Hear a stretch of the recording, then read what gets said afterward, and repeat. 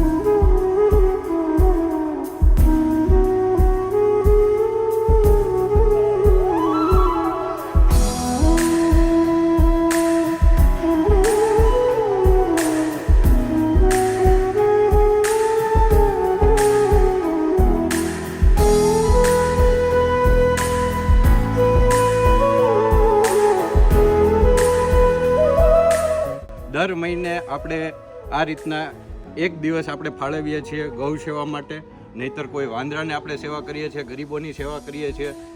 તો દર મહિને તમે લોકો અમારી સાથે જોડાઓ અને આ સેવાની લાભ લો. જય શ્રી કૃષ્ણ.